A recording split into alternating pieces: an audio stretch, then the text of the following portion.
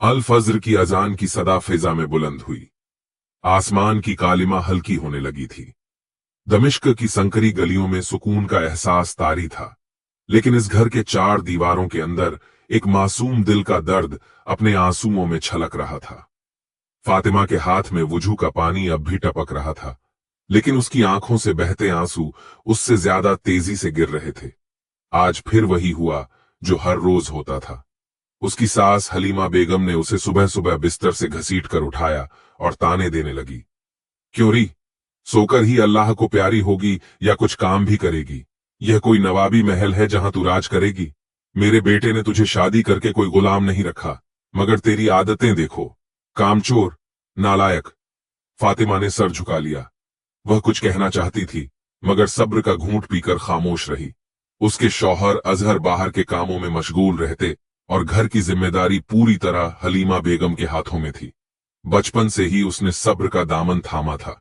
शादी के बाद भी यही सब्र उसका सबसे बड़ा हथियार था। वह जानती थी कि उसके आंसू किसी को नर्म नहीं करेंगे, बल्कि और जुल्म बढ़ जाएगा। लेकिन आज हलीमा बेगम ने जो कहा, वह उसके दिल पर तलवार की तरह चला। तेरे माँ बाप ने तुझे कुछ सिखाया भी है या यूं ही हमारे सिर पर डाल दिया? ए अल्लाह, कैसी सजा मिली हमें! ऐसा लग रहा है कि किसी कोढ़ी को अपने घर ले आए। फातिमा की आंखें भर आईं। उसकी मां की यादें दिल पर दस्तक देने लगीं।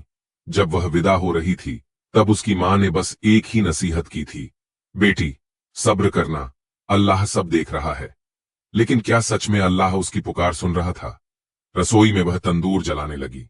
उसकी उंगलियां आग की गर्मी से जल रही थीं, मगर उससे ज्यादा दिल के अंदर जलन महसूस हो रही थी। इतने में हलीमा बेगम फिर अधमकी। यह क्या बना रही है? ये रोटियां क्या इंसानों के खाने लायक हैं? मेरे बेटे के लिए ये जलती हुई रोटियां बनाएगी? खुदा का खौफ कर, कुछ तो सीखा होता। इतना कहकर उन्होंने तवे से गर्म लोहे की चम्मच उठाकर फातिमा के हाथ पर मार दिया। दर्द से उसकी चीख निकल गई, मगर फिर भी उसने होठों को दबा लिया। उसकी आंखों से आंसू झरने की तरह गिर रहे थे, लेकिन उसने आस्तीन से पोंछ लिया। इतने में अजहर घर में दाखिल हुआ। उसकी नजर फातिमा के जले हुए हाथों पर पड़ी। ये क्या हुआ फातिमा? हाथ कैसे जला? अजहर ने चिंता से पूछा। फातिमा ने जवाब देने के लिए मुंह खोला ही था कि हलीमा बेगम बोल उठी, कुछ नहीं, खुद ही काम करते करते जल गई। अब अगर काम ठीक से ना आए तो इसका इल्जाम भी हम पर। अजहर ने एक नजर अपनी मां की तरफ डाली और फिर फातिमा की तरफ देखा, लेकिन वह कुछ न कह सका। शाम का वक्त हुआ। फातिमा की सास ने उसे पुरानी गुलामी के अंदाज में काम करवाना शुरू कर दिया। घर की सफाई, बर्तन मांजना, कपड़े धोना, सब कुछ अकेले। ऊपर से हलीमा बेगम की तानाशाही और बातें उसके सीने में नश्तर की तरह चुभ रही थीं। अचानक घर के दरवाजे पर जोर से दस्तक हुई। बाहर कोई अजनबी खड़ा था। उसकी शक्ल पर एक अजीब सा खौफ और बेचैनी थी। क्या आप ही फातिमा हैं? उसने हड़बड़ाते हुए पूछा। फातिमा और हलीमा बेगम दोनों की नजरें उस पर जा टिकीं। क्यों पूछ रहे हो? हलीमा बेगम ने कठोर लहजे में कहा। मुझे उनसे अकेले में बात करनी है, बहुत जरूरी है। एक राज की बात है, वह आदमी बोला। फातिमा का दिल जोर जोर से धड़कने लगा। यह कौन था और क्या चाहता था? उसके चेहरे की हवाइयां उड़ गईं। कहीं उसकी जिंदगी में कोई नया तूफान तो नहीं आने वाला? रात की तारीख दमिश्क की हवाओं में सिहरन भर रही थी। आसमान पर काली घटाएं छाई हुई थीं, जैसे वह भी फातिमा के दिल की हालत बयां कर रही हो। वह अजनबी शख्स दरवाजे के सामने खड़ा था और उसकी आंखों में एक अजीब सी बेचैनी थी। फातिमा के दिल की धड़कनें तेज हो गईं। उसने हलीमा बेगम की ओर देखा, जो घूरती हुई उस अजनबी को तौल रही थीं। क्या चाहिए तुझे? और फातिमा से क्यों मिलना चाहता है? हलीमा बेगम ने सख्त लहजे में पूछा। वह आदमी थोड़ा घबराया, लेकिन उसने ठहरी हुई आवाज में कहा, मुझे सिर्फ फातिमा से कुछ जरूरी बात करनी है, बस चंद लम्हे। हलीमा बेगम का चेहरा गुस्से से तमतमा गया। कोई गैर मर्द हमारी बहू से अकेले में क्यों मिलेगा? बेगैरत, जा यहां से, वरना अच्छा ना होगा, उन्होंने दहाड़ते हुए कहा। लेकिन फातिमा के दिल में सवाल उमड़ रहे थे। कौन था यह आदमी? उससे क्या चाहता था? इतने में अजहर भी वहां आ गया। क्या हो रहा है अम्मी? कौन है यह आदमी?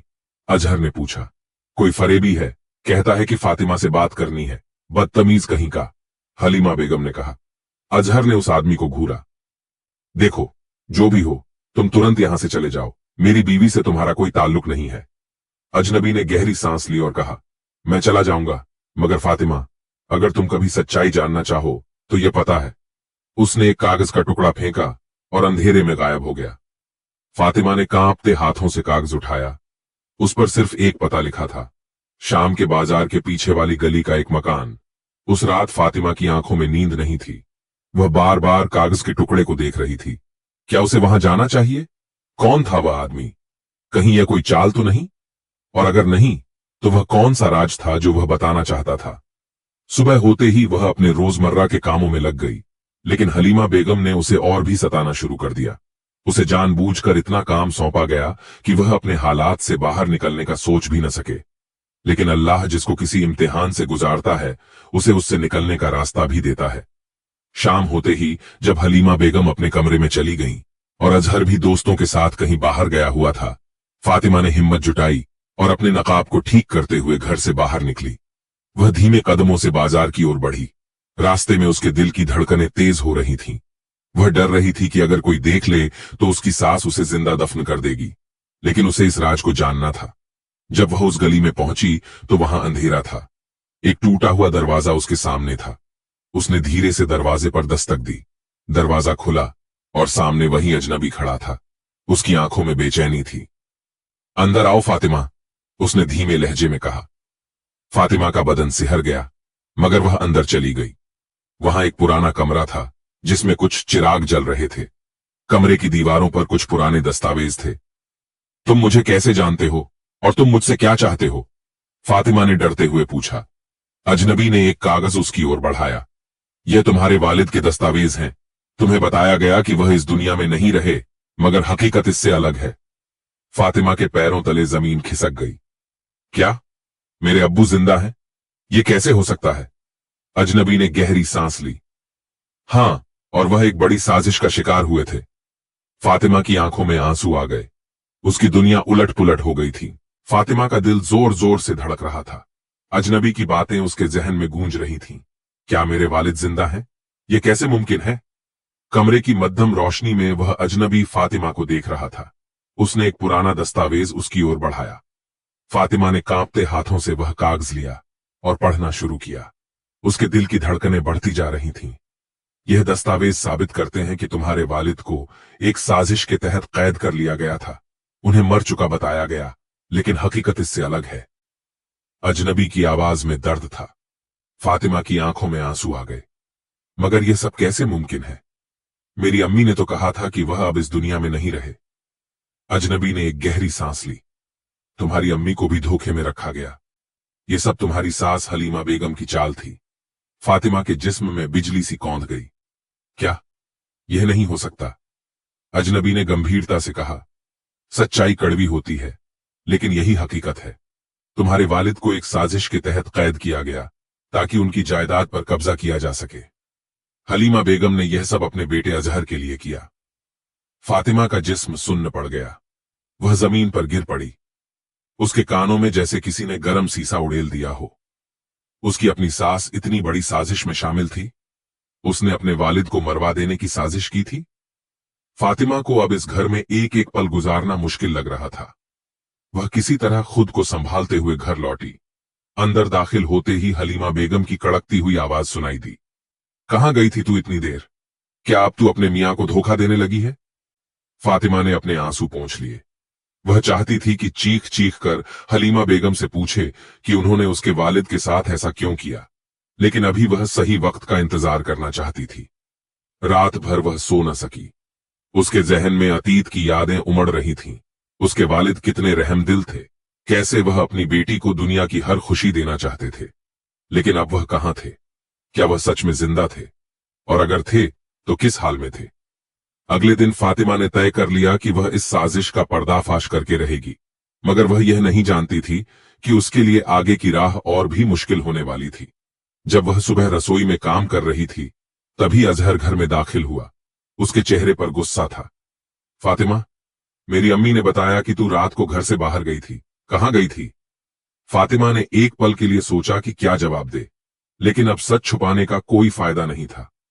मैं अपने वालिद के बारे में पता करने गई थी। अजहर की आंखें सिकुड़ गईं। वालिद? फातिमा, क्या पागल हो गई हो? तुम्हारे वालिद तो नहीं। फातिमा चीख पड़ी, वह जिंदा हैं और मैं उन्हें ढूंढ कर रहूंगी। हलीमा बेगम, जो पास ही खड़ी थीं, ने यह सुनकर चौंक कर फातिमा की ओर देखा। उनका चेहरा एक पल के लिए जर्द पड़ गया, लेकिन फिर वह संभल गईं। तू पागल हो गई है, यह सब झूठ है, तेरा दिमाग खराब हो गया है, उन्होंने चिल्लाकर कहा। लेकिन अब फातिमा किसी भी झूठ को मानने के लिए तैयार नहीं थी। फातिमा अब किसी भी तरह अपने वालिद तक पहुंचने का इरादा कर चुकी थी। वह जानती थी कि हलीमा बेगम उसे ऐसा नहीं करने देंगी, लेकिन उसे रास्ता निकालना था। उसी रात जब घर के सारे लोग सो चुके थे, फातिमा ने चुपके से अपने कमरे का दरवाजा खोला। उसके कदमों में एक नया हौसला था। वह उस अजनबी से मिलने दोबारा निकल पड़ी। जब वह पहुंची तो अजनबी पहले से ही वहां मौजूद था। उसके हाथ में कुछ और दस्तावेज थे। तुम आई, मुझे यकीन था। देखो, ये सबूत हैं कि तुम्हारे वालिद को एक खुफिया जेल में रखा गया है, अजनबी ने कहा। फातिमा ने कांपते हाथों से कागजात देखे। यह सच था, उसके वालिद जिंदा थे। अब हमें क्या करना होगा? उसकी आवाज में मजबूती आ चुकी थी। अजनबी ने गहरी सांस ली। हमें पहले सबूत इकट्ठे करने होंगे और फिर सही वक्त पर यह सच सामने लाना होगा। फातिमा अब पूरी तरह तैयार थी। उसे हर हाल में अपने वालिद को वापस लाना था। फातिमा की आंखों में एक नई उम्मीद की किरण जाग उठी थी, मगर उसके दिल में बेचैनी बढ़ती जा रही थी। उसके वालिद अगर जिंदा थे तो वह इतने सालों से कहां थे, किस हाल में थे, और सबसे बड़ी बात, वह उन्हें कैसे ढूंढे? फातिमा ने तय कर लिया था कि वह किसी भी हाल में अपने वालिद तक पहुंचेगी। अजनबी ने उसे कुछ और सुराग दिए थे। अब उसे उस जगह तक पहुंचना था जहां उसके वालिद को कैद कर रखा गया था। उस रात जब पूरा घर गहरी नींद में था, फातिमा ने अपने कमरे का दरवाजा धीरे से खोला। उसके कदम डर और हौसले के संग आगे बढ़ रहे थे। वह दबे पांव बाहर निकली और अजनबी से मिलने पहुंची। अजनबी ने उसे एक पुराने गोदाम का पता दिया था। यहां तुम्हारे वालिद को पहले रखा गया था, मगर अब वहां कोई और सुराग मिल सकता है। फातिमा के लिए यह सफर आसान नहीं था, मगर उसने अल्लाह का नाम लिया और चल पड़ी। जब वह वहां पहुंची तो हर तरफ सन्नाटा था। वह दरवाजे के पास पहुंची और धीरे से धक्का दिया। अंदर जाते ही उसके सामने कई पुराने कागज और टूटी फूटी कुर्सियां दिखीं। वह धीरे धीरे चलने लगी। तभी उसे किसी के कदमों की आहट सुनाई दी। उसका दिल जोर जोर से धड़कने लगा। कौन है वहां? किसी की भारी आवाज गूंजी। फातिमा सांस रोककर एक कोने में छुप गई। उसकी आंखों में डर और बेचैनी थी। अचानक किसी ने उसकी बाजू पकड़ ली। वह चीखने ही वाली थी कि सामने अजनबी खड़ा था। यहां रुकना खतरनाक है, हमें जल्दी निकलना होगा, उसने फुसफुसाकर कहा। दोनों तेजी से बाहर निकले, मगर अभी वह गली पार भी नहीं कर पाए थे कि अचानक कुछ नकाब पोश लोग उनके सामने आ खड़े हुए। तुम्हें क्या लगता है हम तुम्हें तुम्हारे मकसद में कामयाब होने देंगे? उनमें से एक ने कहा। फातिमा को अब एहसास हुआ कि यह साजिश जितनी वह समझ रही थी उससे कहीं ज्यादा गहरी थी। किसी तरह अजनबी ने उसे बचाकर वहां से बाहर निकाला, मगर अब वह समझ चुकी थी कि यह रास्ता आसान नहीं होगा। जब वह घर पहुंची तो हलीमा बेगम के चेहरे पर गुस्से के भाव थे। कहां थी तू इतनी रात को? फातिमा ने उनकी आंखों में झांकते हुए कहा। सच जानने गई थी, वही सच जिसे आपने मुझसे छुपाया है। हलीमा बेगम एक पल के लिए चौंक गईं, मगर फिर संभल कर बोलीं, तेरा दिमाग खराब हो गया है, कुछ नहीं छुपाया मैंने। फातिमा अब उनके झूठ में नहीं आने वाली थी। उसने अजहर की ओर देखा। अजहर, क्या तुम जानना नहीं चाहोगे कि तुम्हारे वालिद के साथ क्या हुआ था? अजहर ने उलझी हुई नजरों से उसे देखा। तुम कहना क्या चाहती हो फातिमा? मैं कह रही हूं कि तुम्हारी अम्मी ने हमसे एक बहुत बड़ा सच छुपाया है। हमारे वालिद जिंदा हैं अजहर। फातिमा की आवाज कांप रही थी। हलीमा बेगम ने तेजी से कहा, झूठ, ये सब झूठ है। इस औरत की बातों में मत आओ अजहर। मगर अब अजहर की आंखों में भी शक उभरने लगा था। अगले दिन फातिमा और अजहर ने मिलकर उन दस्तावेजों को देखने का फैसला किया जो अजनबी ने दिए थे। जैसे जैसे अजहर ने उन्हें पढ़ा, उसकी आंखें फैलती गईं। यह सब क्या है? वह बुदबुदाया। ये सबूत है कि हमारे वालिद को जबरदस्ती कैद किया गया था, फातिमा ने कहा। अब अजहर को एहसास हुआ कि उसकी अम्मी ने उससे कितनी बड़ी सच्चाई छुपाई थी। अब फातिमा और अजहर के सामने दो रास्ते थे, या तो वे चुप बैठ जाएं या फिर इस साजिश का पर्दाफाश करें। हमें वालिद को ढूंढना होगा, अजहर ने दृढ़ता से कहा। फातिमा की आंखों में उम्मीद की चमक थी। अब वे सच के और करीब थे। उनके वालिद जिंदा थे और उनकी गायब होने की वजह हलीमा बेगम थी। मगर सवाल यह था कि वह उन्हें ढूंढें कैसे। दस्तावेजों से यह साफ था कि उन्हें एक खुफिया जगह पर रखा गया था, लेकिन वह जगह कहां थी? अजनबी ने फातिमा से कहा, तुम्हारे वालिद को एक पुरानी हवेली में बंदी बनाकर रखा गया है। यह हवेली शहर के बाहर वीरान इलाके में है, लेकिन वहां जाना खतरनाक हो सकता है। फातिमा की आंखों में जुनून था। मैं किसी भी हाल में अपने वालिद को बचाऊंगी, चाहे जान भी चली जाए। अजहर ने गहरी सांस ली। मैं भी तुम्हारे साथ चलूंगा। यह लड़ाई अकेले तुम्हारी नहीं है। इधर हलीमा बेगम को आभास हो चुका था कि फातिमा और अजहर अब सच्चाई जान चुके हैं। उन्होंने अपने वफादार लोगों को इशारा कर दिया कि वह किसी भी हालत में फातिमा को उस हवेली तक न पहुंचने दें। रात के अंधेरे में जब फातिमा और अजहर हवेली की ओर बढ़ रहे थे, तभी अचानक उन पर कुछ नकाब पोशों ने हमला कर दिया। एक नकाब पोश चिल्लाया, तुम्हें जिंदा यहां से जाने नहीं देंगे। अजहर और फातिमा ने खुद को बचाने की पूरी कोशिश की, मगर वे संख्या में कम थे। तभी अचानक अजनबी वहां पहुंचा और उसने नकाब पोशों से भिड़ने में उनकी मदद की। लड़ाई के दौरान फातिमा को एक गहरी चोट लग गई, लेकिन उन्होंने हार नहीं मानी। आखिरकार वह उन गुंडों से बचकर हवेली तक पहुंच गए। हवेली बेहद डरावनी थी। अंदर घुप अंधेरा था और सन्नाटे में सिर्फ तेज हवा की आवाज गूंज रही थी। फातिमा ने कांपते हाथों से दरवाजा खोला।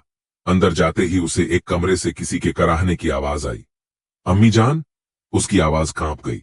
अंदर एक कमजोर बूढ़े इंसान को जंजीरों में बंधा हुआ पाया।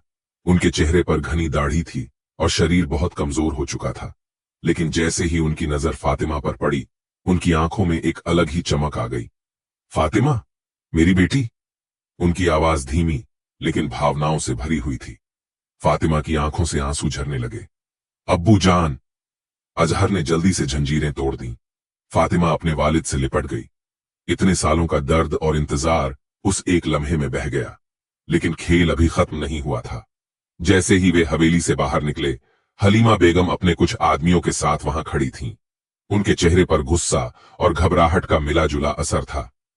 तूने मेरी साजिश पर पानी फेर दिया फातिमा, लेकिन मैं तुझे और तेरे वालिद को जिंदा यहां से नहीं जाने दूंगी। हलीमा बेगम चीखीं। अजहर ने आगे बढ़कर कहा, अम्मी, आपने हमें इतने सालों तक धोखे में रखा, हमारे वालिद को कैद कर रखा था। आप कैसी मां हैं? हलीमा बेगम की आंखों में नफरत थी।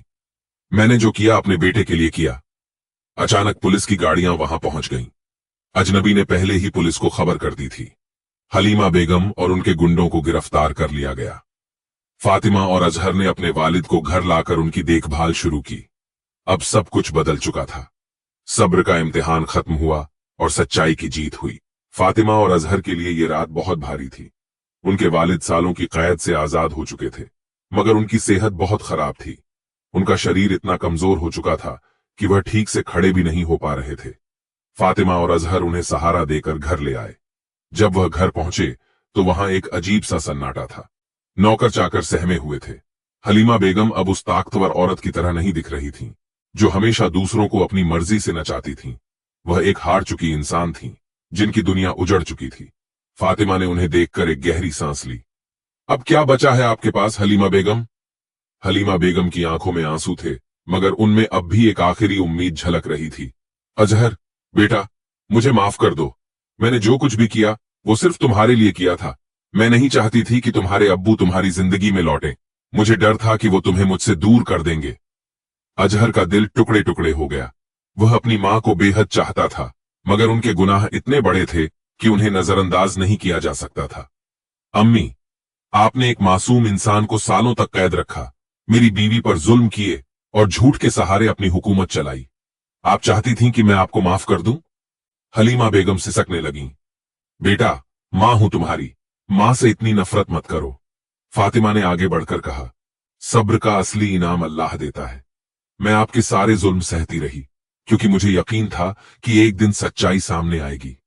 अल्लाह ने मेरा सब्र देखा और मुझे मेरा हक दिलाया। अजहर ने गहरी सांस ली। अम्मी, मैं आपको माफ तो कर सकता हूं, मगर आपके गुनाहों की सजा अल्लाह देगा। हलीमा बेगम ने रोते हुए अपने बेटे के कदमों में गिरना चाहा, मगर अजहर ने अपने कदम पीछे कर लिए। अब यह वक्त इबादत का है, तौबा करने का है। आप अल्लाह से अपने गुनाहों की माफी मांगिए। इसके बाद फातिमा और अजहर ने मिलकर अपने वालिद की देखभाल शुरू कर दी। उन्होंने घर में इस्लामी माहौल बना दिया, जहां सब्र और शुक्र के मायने समझे जाते थे। हलीमा बेगम को भी एहसास हो चुका था कि उन्होंने कितनी बड़ी गलती की थी। वह अपनी गलतियों का एहसास करते हुए तौबा करने लगी। कुछ महीनों बाद फातिमा और अजहर ने एक नई जिंदगी की शुरुआत की। फातिमा ने आखिरकार अपनी जिंदगी में सुकून पा लिया था। उसके लिए यह सफर आसान नहीं था, मगर उसने हमेशा अल्लाह पर यकीन रखा और सब्र से काम लिया। सब्र इंसान को मजबूत बनाता है और फातिमा की कहानी यही सबक देती है। हर जुल्म के बाद राहत होती है और हर अंधेरे के बाद रोशनी आती है। प्यारे दोस्तों, उम्मीद है ये वीडियो आपको अच्छी लगी होंगी, तो वीडियो को अपने दोस्तों को शेयर कर दो और चैनल को सब्सक्राइब कर दो। मिलते हैं नेक्स्ट वीडियो में।